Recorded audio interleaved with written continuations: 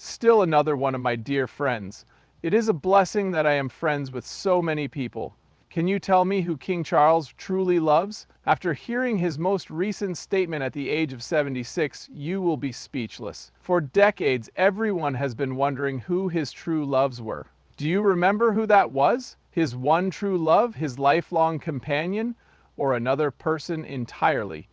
When the king did speak, though, his words stunned everyone. Who was King Charles said to be his soulmate?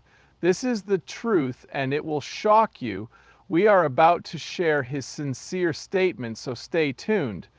How Diana began her journey. However, that is incorrect. Camilla or Diana, according to many, was his first high-profile romance. When compared, hers is far more comprehensive. When Prince Charles first laid eyes on Diana, he couldn't stop thinking about it. A sunny day greeted her and her family in Althorpe as they savored the aroma of freshly tilled soil. Diana stood out among the guests and the fields.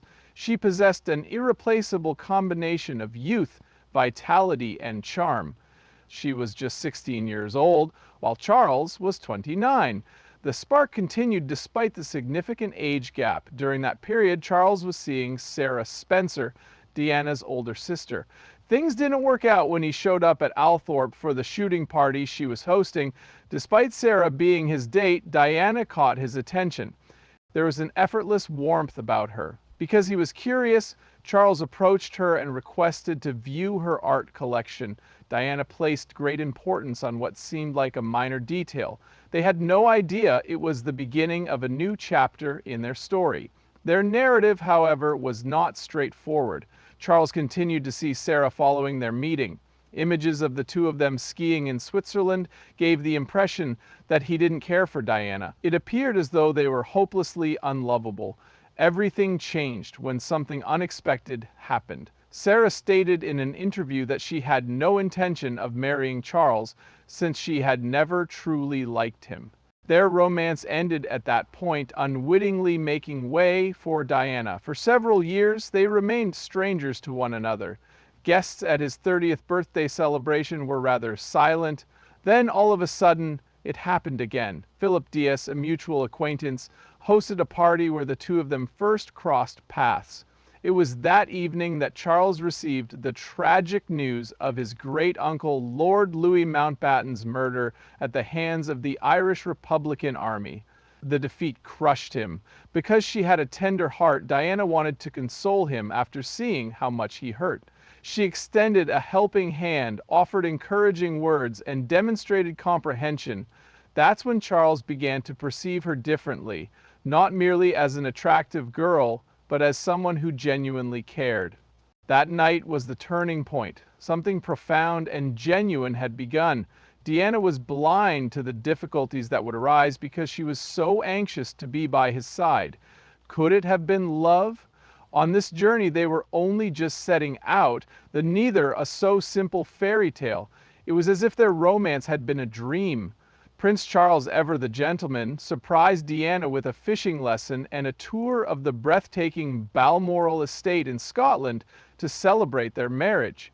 It was his expression of undying love for her. They became closer and closer over time, and soon everyone wanted to spend time with them.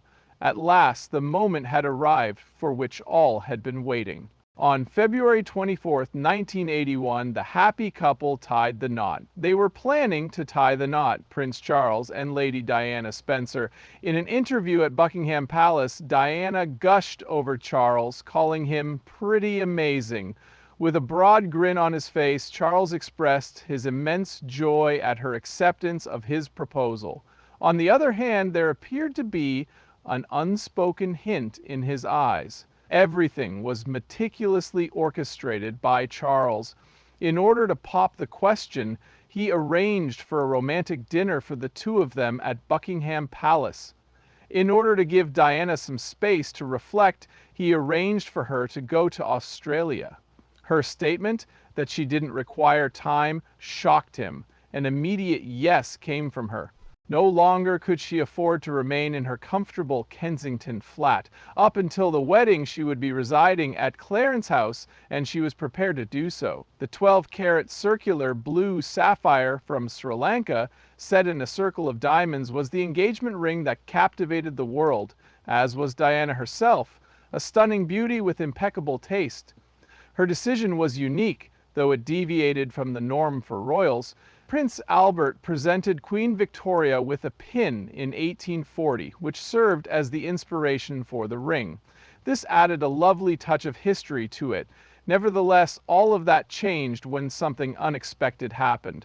Reporters wanted to know if they were head over heels for each other as they discussed marriage.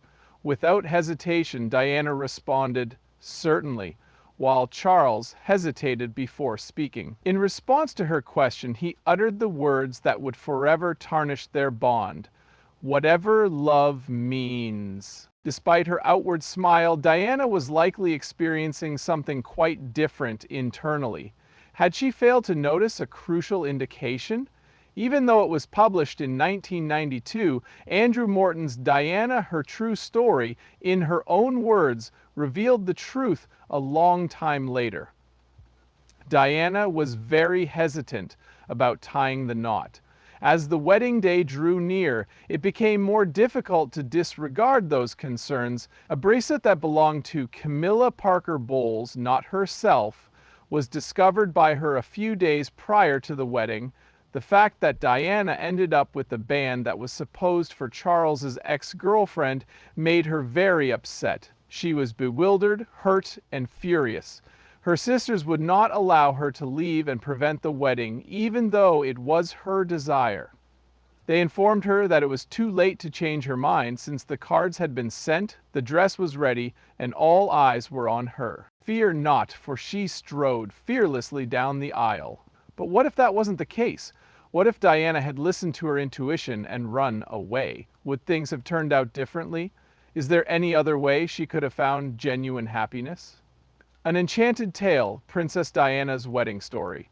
With the approaching of her wedding day, Diana's heart was filled with a myriad of emotions, including joy, fear, and many more. The night before the big day, she and her sisters celebrated this momentous occasion with a fantastic evening at Clarence House. A stunning signet ring from Buckingham Palace, engraved with his Prince of Wales feathers, was presented to her by Prince Charles, shocking her. The night, in her opinion, was absolutely stunning. The heartfelt message was filled with love and anticipation for their future as a couple. On the 29th of July, 1981, time stood still. The largest royal wedding in history took place at London's St. Paul's Cathedral, and 74 million people watched it live from around the world, close to 750 million individuals. Because no British woman had wed the future king in 300 years, history was being made. An enormous amount of money, approximately $48 million, was spent on the wedding. The day's true celebrity, though, was Diana. More than 10,000 pearls adorned the exquisite white silk gown, which had been painstakingly hand-stitched. A true treasure it was.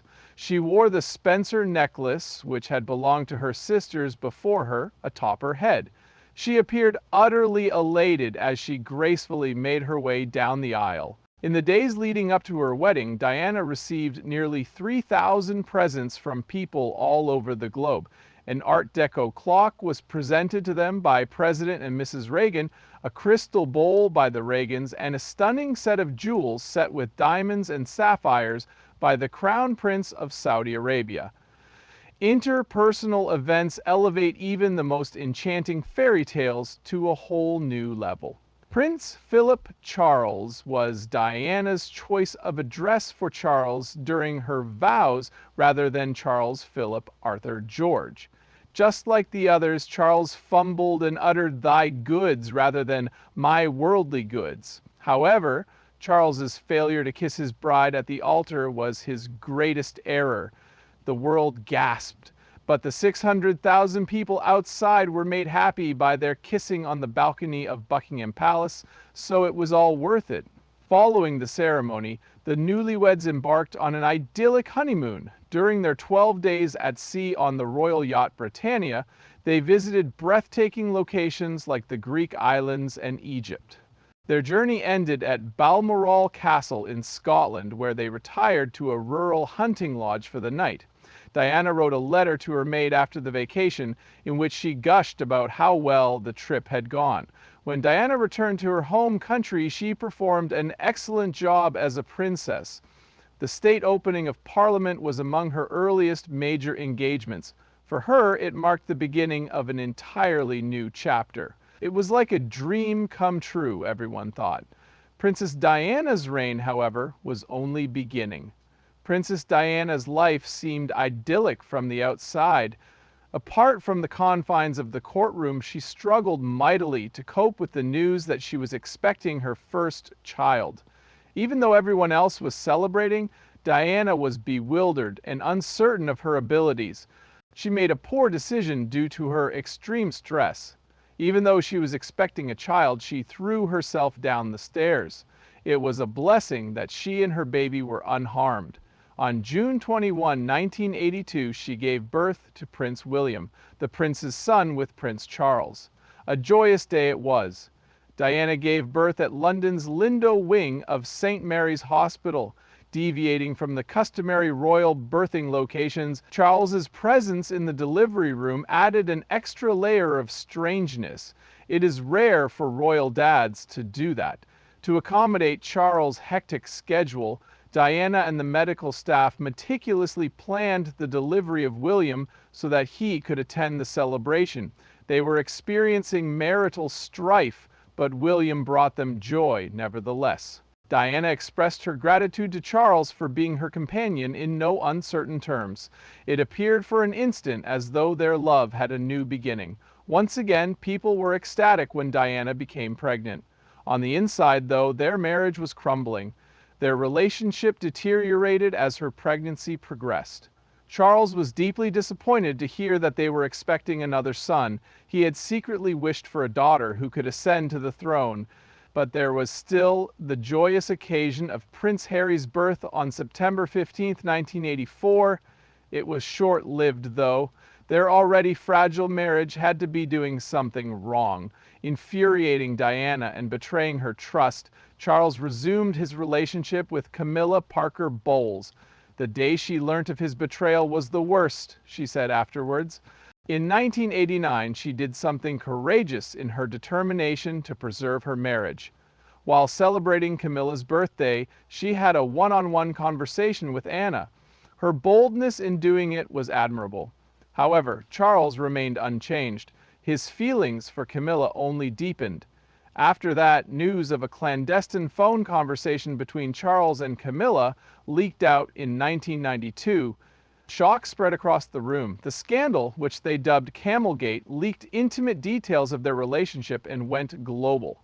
While Camilla's image took a major hit, it was because she was still married to Andrew Parker Bowles. Charles didn't try to avoid the situation, he dealt with it directly. The question that everyone wanted answered, had he initially been faithful to Diana, was posed by writer Jonathan Dimbleby on television. After their marriage was irreparably damaged, Charles claimed he had been. On the other hand, Diana had a tale to tell. She became famous in 1995 for an interview she gave to BBC's Panorama. Her cries for help, her issues, and the reality of her marriage were audible to everyone around her. She described it as a watershed moment that alters your perspective in ways you can never forget. There was a shattered fairy tale. At last, the world had learnt the truth about Diana's resilience, her heartbreak, and the battles she had fought in private. What an unexpected split. Things took a turn for the worse once Prince Charles finally made the confession. Andrew Parker Bowles, who was married to Camilla, quickly informed everyone that they were divorcing.